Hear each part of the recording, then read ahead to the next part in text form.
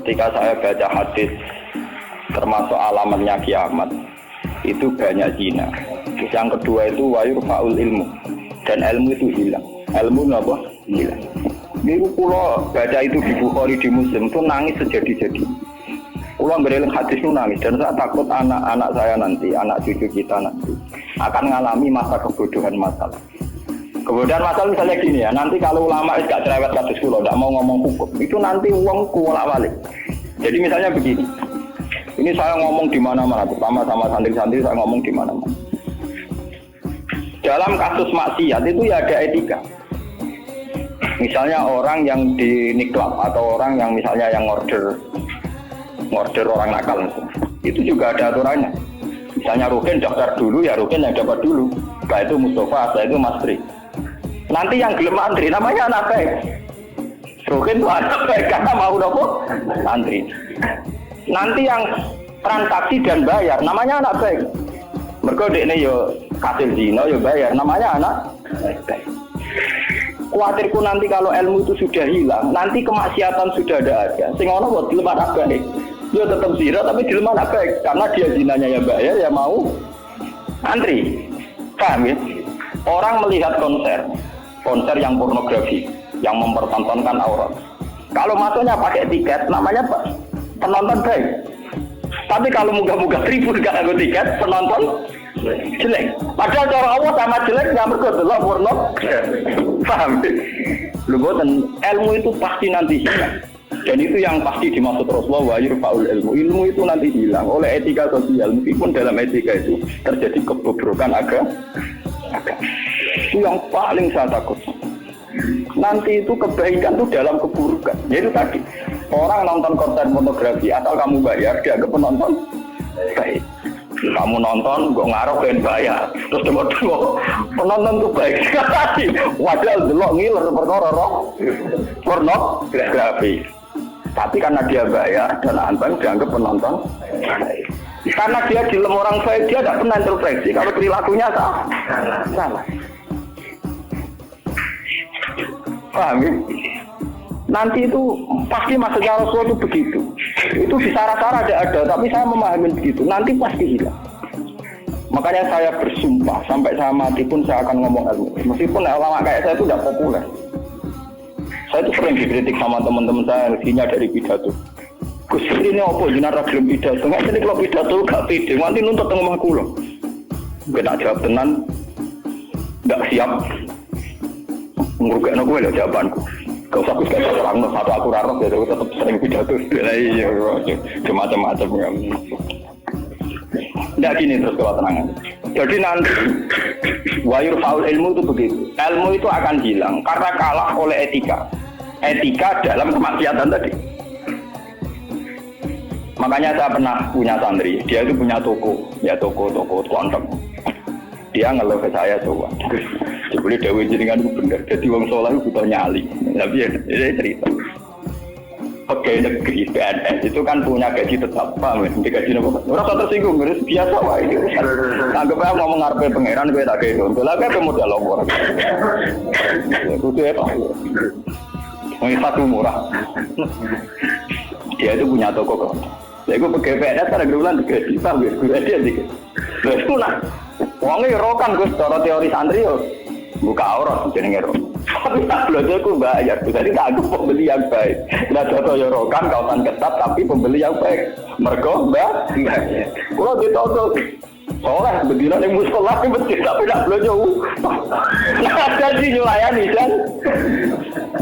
Pembeli yang tidak uang kan saya proses uang itu gua masuk be wong soleh jadi kalau si wong soleh mangkel lo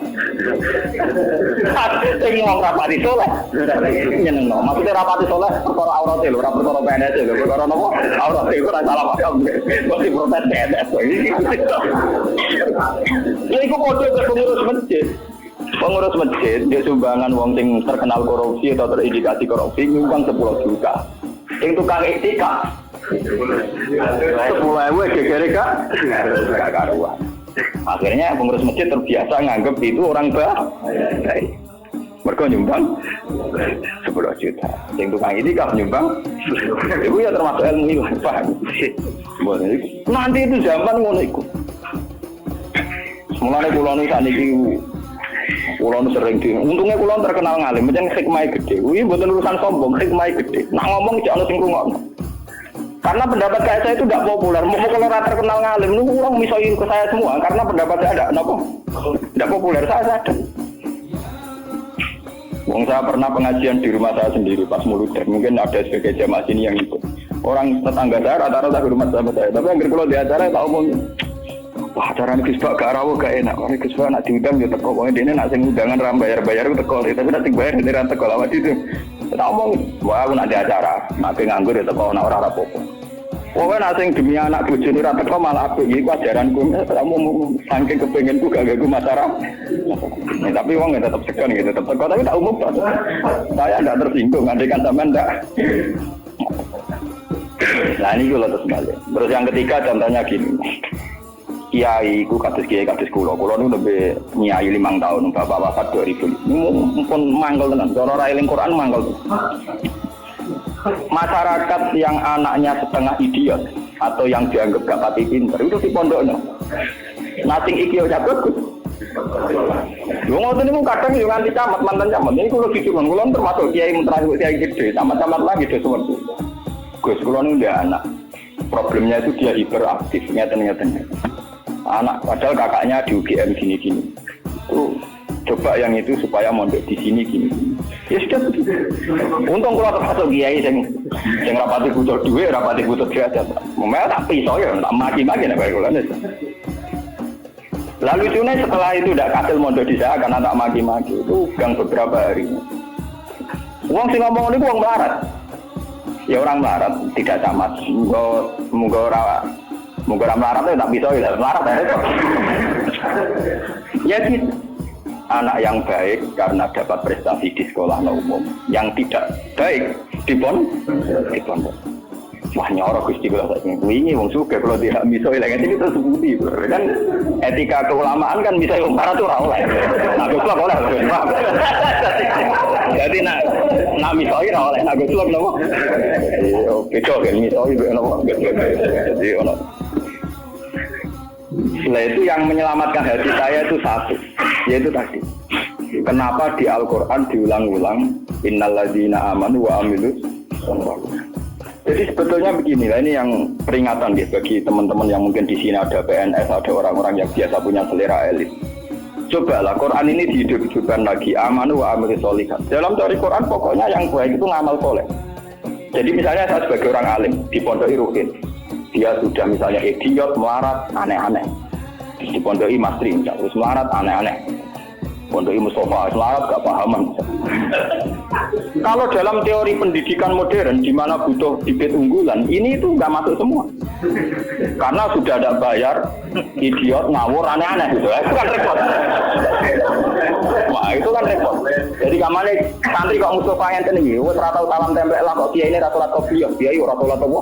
Kopiah. Gremeng deh, mesti gak terima deh, nabo. Dua kiai kok rata-rata apa? Kopiah. Misalnya satu rupiah surat kopiah, kok raga dia, wah dia karpet kiai ideal. Ngaku karpet deh. Padahal kiai ini kesusu raga dia kopiah gak pernah mergawe, ngurusin dia ini tuh tak kelaparan. Nah ini contoh. Nanti suatu saat ada era, sekarang juga mulai. Sekolahan yang hebat adalah sekolahan yang luar biasa dengan makna santrinya IQ-nya bagus. Siswanya IQ-nya bagus. Pola sosialnya bagus. Pembayarannya nomor penting gini Bu. Pembayarannya nopo. Lah terus akhirnya pondok-pondok pesantren kan kedua bayarnya bagus, kotanya ada bagus, perilakunya. Lu mau aku tuh ra disangoni pangeran. Wa amilus sholihat. Ngurmat rohenu amilus sholihat. Ngurmat Mustafa ya amilus, wes ora urip, wes ora dadi wong. Tapi karena saya punya semangat sarane Quran yang penting aku amilus, ya sudah. Allah menitipkan ngamal saya lewat ngurmat materi, lewat ngurmat rusul. Ya sudah selesai. Masalahnya terus nopo? Nah, kalau suwun sing ngaji kula, semangat kenapa Quran ngulang-ulang wa amila sholihan, diulang-ulang wa amil sholihat. Penting dalam hidup itu amilus. Kula pernah ini cerita nyata. Saya pernah lihat TV. sama ulama-ulama yang kayak saya, artinya tipikalnya ya kayak saya, orangnya alim terus ya ikhlas. Cocok-cocokan kan. Jadi kiai lah ya tahu grup modal yang alimnya tak kulo, ya alim tenan. Ya putrane ki gede. Ya model kiai ini kan buka kertu. Ini tenan mata bui kisahnya. Ini ngaji wong tua-tua. Dene aku kan wong enjoy Islam. Tahu tak kok. Gus. Mendingan nak delok SPC nopo menteri nopo sing teng TV wong kok mulyane ngono buka lawange ra tau ndelok menteri. Terus pokoke mulyane kok ngono. Wis ngono diarani pahlawan. Misalnya ngurumusno ekonomi, ana pertumbuhan apa? Jadi harus tahu diri ta ora. Niki ora ono wong Gus, kok tak kok jadi. Waktu lama ya itu kan. Lah aku wong kula ya wong alim gak wajib sungkan dong padha napa ngalim. Ya ora takok. Loh, jenengan nggak widi tak kok. Salah jenengan nggak widi tak kok. Jenengan cerita awak jenengan ini kok tak jawab. Dia cerita. Kalau karena mangkal, kulo nih wis ikhlas istiqomah mulang masyarakat ratono sing hormati. Wis digaji, gajine presiden ya dhuwur, gajine menteri ya dhuwur, gajine bupati. Nah ngamal jarane ngamal ini padahal tugas e. Ngamal tenan nak kita kedur ora ono sing gak. Tapi ora ono wiji. Wah, wong buka dhewe tak mlebu mobil. Rusak ya dadakno. Bupati rusak sing dadakno. Tanduk harus ingin kawan.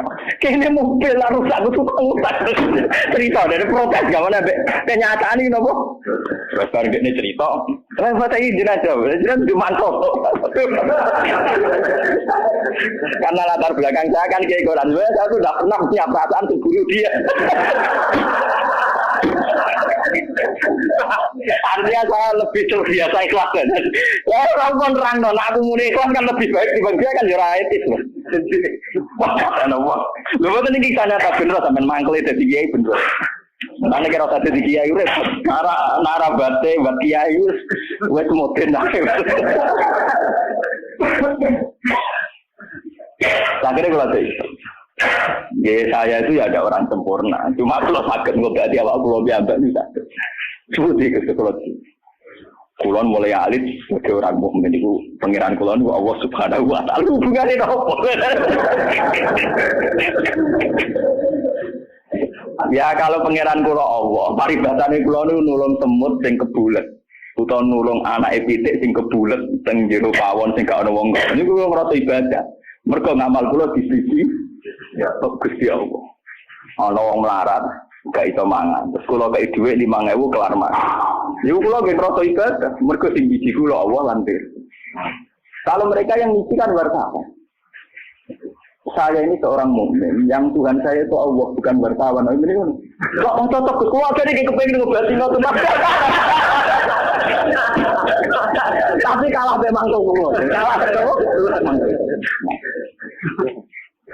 Enggak artinya kenapa kiai-kiai itu bangga dengan amal-amal yang kecil, kadang mengekei santri melarat rantok wedel, kadang ngekei iman. Itu karena iman sama aturan dasar fama ya'mal mithqala dzarratin khairan yarah wa ma ya'mal mithqala dzarratin syarran yarah. Sekecil apapun Anda amal dinilai Allah. Ini penting kalau aturakan. Nanti ada wilabatul jahli, ada kebodohan napa masal di mana orang yang rapat tentang ketahanan pangan karena dihadiri menteri dan tetap-tetapnya. Orang itu dianggap berprestasi karena mempertahankan pangan, kuota pangan cukup, bulog cukup. Padahal hakikat yang mempertahankan pangan itu siapa coba kalau per individu? Ada tukang becak miskin. Dia hari itu tidak bisa makan. Ditolong sama tukang becak diutangi 20.000. Anak istrinya jadi apa? Makan. Dan di mata Allah yang menjaga nyawa tukang becak ini adalah temannya tukang, bukan pejabat-pejabat yang rapat di hotel berbintang. Meskipun saya ngakui fungsi mereka, tapi kalau saya disuruh ngakui fungsi mereka juga harus ngakui fungsi sosial yang dilakukan Saya pernah juga diperut, apa jenengan ada alur fungsi menteri? Lalu aku belum ngakoni kono kudu ngakoni hasil, orang kau ngakoni kono ora, bang kune. Kok penak? Kalau sama-sama kita beretika, kalau saya ngakui fungsi mereka juga harus ngakui fungsi kita. Makanya saya itu kalau melihat petani di sawah, dan itu sebagian anak-anaknya mondok di saya, itu kalau saya nyeritani Pak, yang rapat-rapat ketahanan pangan di hotel-hotel itu hanya rapat ketahanan pangan. Sama sebagai petani yang tulen, Itu yang hakikat mewujudkan Sampai jangan kecil hati. Saya dan di mata Allah Anda lah yang mempertahankan pangan. Karena Anda belum jadi peta. Jadi itu banyak santri-santri wali murid yang bangga dengan saya. Wah, nak ngono berarti kula wong top, iya wong top padha mbek menteri pertanian. Nah, ini ya kalau menteri kan lapornya sama presiden. Kalau sampean tak latih laporannya mbek Allah Subhanahu wa taala. Lah ini khasnya ulama. Lah saya nanti takut tadi yurfaul ilmu. Nanti itu kalau sudah ada ulama yang kecangkeman kayak saya, nanti yurfaul ilmu. Ilmu itu hilang sehingga yang dianggap prestasi ketahanan pangan misalnya ya menteri pangan sama pejabat bu. Saya ngakui mereka berjasa, tapi kalaupun mereka berjasa kan digaji ya. Nah yang mungkin digaji itu. Paham ya? Nah ini kembali ke Quran tadi. Makanya saya tetap bangga dengan Quran. Quran itu spiritnya spirit ngamal. Amilus solihat. Sama ya'mal wetkolam perrotin khairai. Nah kemudian memang ilmu ini kelihatan biasa saja. Karena ya nggak ada yang menjelaskan. Makanya kalau syukur jenengan gelem ngrungokno ngaji Quran. Saya tidak bangga karena sampai ngaji saya enggak. Biar orang itu bangga lagi dengan teori-teori Quran. Dan biasa transaksi di Allah Subhanahu wa taala. Seperti saya ngaji di sini. Saya ini termasuk terkenal pintar. Beberapa kali saya diminta jadi dosen di universitas terkenal. Dan itu berkali-kali. Saya sampai sekarang belum pernah bilang iya. Dan itu Allah tahu niat saya. Ya supaya saya pilih yang Gusti. Benono kiai sing ra dosen. Jadi pokoknya mulang. Mbok prospek ora, mbok ono sing gaji ora. Tapi kan presiden saya kan jenengan. Jadi saya lapornya sama nopo? Nah, misalnya pangeran kemarin aku marah terus nganti mati. Marah itu nak dirasakan non agak dirasakan kan juga. Jadi saya sampai sekarang itu mulai dulu saya mondok itu ya melarat, tapi nggak tahu kalau rasanya melarat. Nanti saya ini cara ukuran kiai selevel saya gimana? Karena yang alimnya alim saya, yang lebih kaya banyak sekali. Sama nih ilmu ini kalau kasih akeh, tapi nak dunia ini wakil ini pirang-pirang. Ya kue dia pidato pangklang, bahwa dia pantangannya pidato ini kawasan tuh, ini pantangan tenang tuh ada tudang. Lupa begitu sana gue sebagai tak desa apa wah orang-orang situ.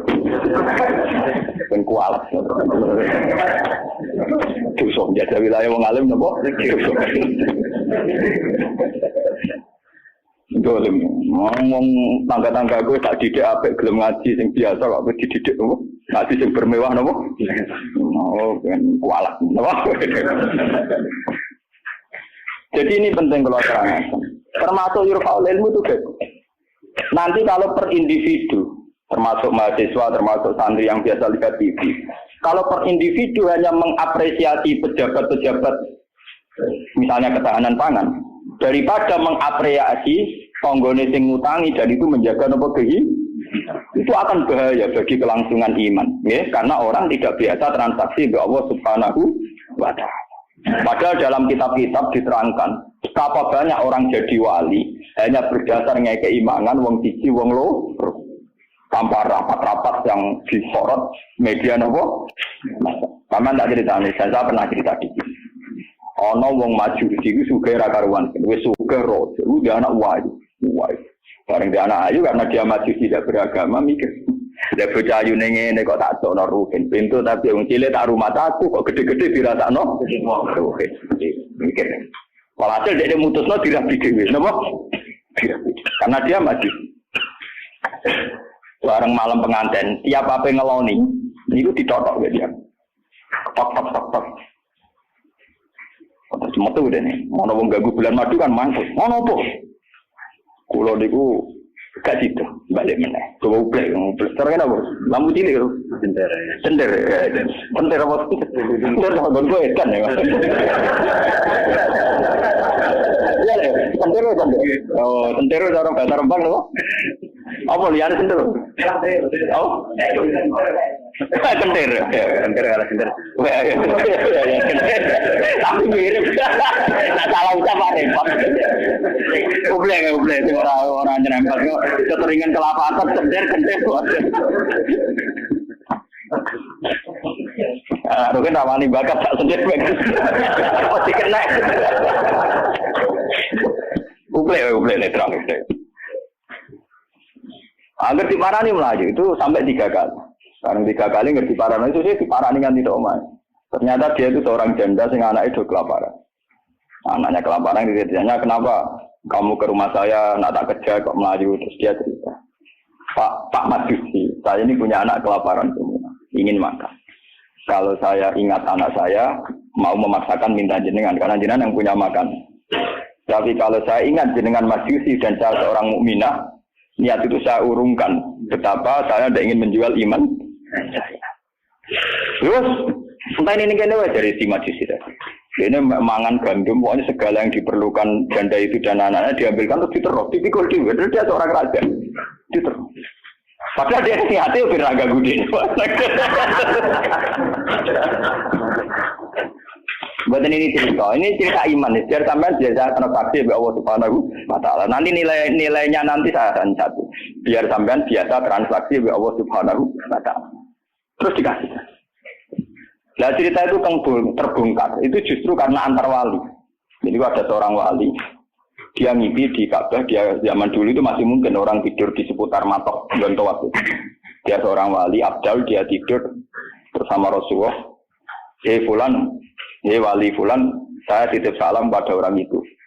Ternyata orang itu yang disifati Nabi itu orang Majusi yang di kampung terkenal paling arogan. Mereka ngerabi anak ini. Ketika dia tahu bahwa Majusi yang dititipi salam Rasulullah itu begitu, dia mengurungkan niatnya. Mau Rasulullah salah alamat, salah kirim salam. Itu kan nggak mungkin. Masa Rasulullah salah kirim apa? Salam. Itu apa takon itu rapotnya elek kabeh. Ini mau Majusi, sing saking kurang ajar yang ngerabi anak. Akhirnya dia memaksakan konfirmasi. Mau Majusi ini diparah. Ya Majusi, saya ini tanya tangga-tanggaan. Saya tidak ada yang cerita bahwa ada orang benar.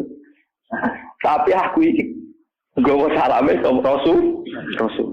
Pasti kamu punya perilaku yang spesial, yang hebat. Terus Majusi langsung iman. Asyhadu an la ilaha illallah wa anna Muhammadar Rasulullah. Nabimu panjang nabi tenan.